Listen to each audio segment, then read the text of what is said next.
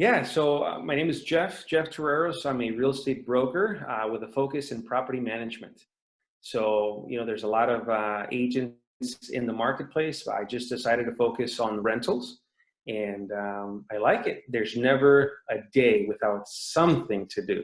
There's been a lot of changes actually in California for property management, for rentals, rent caps, things like that, that's impacting landlords, investors, and tenants alike.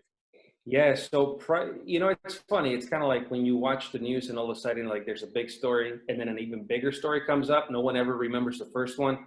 So right now, I feel like, hey, a lot of landlords don't realize rent control is here, right? This whole coronavirus has taken everything, and it's top of mind. But when the dust settles, when it's all done, the best thing to do is be prepared and take action. So let me give you an example.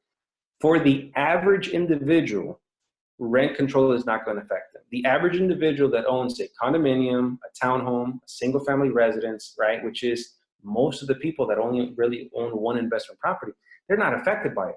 But guess what? They do have to make or provide a disclosure to the resident saying, hey, this particular property is not subject to rent control.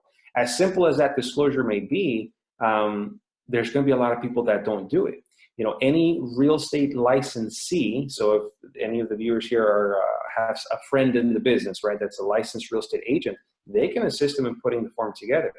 They're supposed to disclose to the resident by July 1st if the property is or isn't subject to rent control. So for most of them, they're going to check that little box that says that they're not, but it's just a matter of disclosing it. The last thing you want is the resident to come back to you and say, wait a minute, you didn't disclose to me that this property wasn't, subject to rent control. I would have moved out and moved to something that, was subject to rent control. So owners can take that precaution, but making sure they get that disclosure filled out. They just reach out to their agent. The form is called rent control and just cause. So they want to make sure that they get that taken care of.